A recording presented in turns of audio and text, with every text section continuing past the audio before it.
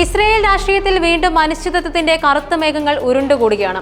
രാജ്യത്തിന്റെ അതിശക്തനായ നേതാവ് Benjamin Netanyahu നിലവിൽ നേരിടുന്നത് ഭരണപരമായ വെല്ലുവിളികളും ആഭ്യന്തര പ്രതിസന്ധികളും നിറഞ്ഞ ഒരു നിർണായക ഘട്ടമാണ്. ഇസ്രയേൽ ചരിത്രത്തിലെ ഏറ്റവും കൂടുതൽ കാലം പ്രധാനമന്ത്രിയായിരുന്ന ഈ നേതാവിന്റെ ഭാവിയാണ് ഇന്ന് തുലാസിലായിരിക്കുന്നത്.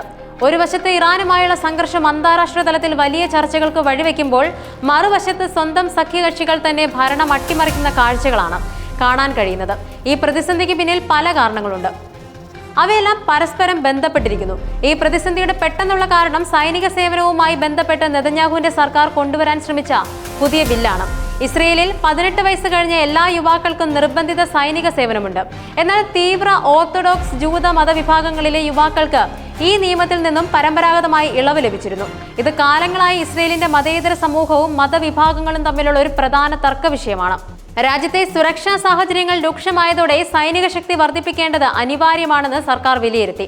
ഇതിന്റെ ഭാഗമായി ഓർത്തഡോക്സ് ജൂതർക്കുള്ള ഈ ഇളവുകൾ അവസാനിപ്പിക്കുന്നതിനെക്കുറിച്ച് സർക്കാർ ആലോചിച്ചു. ഈ നീക്കം നെതന്യാഹുവിന്റെ ഭരണസഖ്യത്തിലെ പ്രധാന കക്ഷികളെ തന്നെ ചൊടിപ്പിച്ചു. തീവ്ര ഓർത്തഡോക്സ് ജൂത പാർട്ടികളായ യുണൈറ്റഡ് തോറ ജൂതമത പാർട്ടിയും ഷാസ് പാർട്ടിയുമാണ് നെതന്യാഹുവിന്റെ സഖ്യത്തിലെ നിർണായക ശക്തികൾ. ഈ പാർട്ടികളിലെ അംഗങ്ങൾ ഈ നീക്കത്തെ അവരുടെ മതപരമായ വിശ്വാസങ്ങളോടും ജീവിത രീതികളോടുമുള്ള കടന്നുകയറ്റമായി കണ്ടു.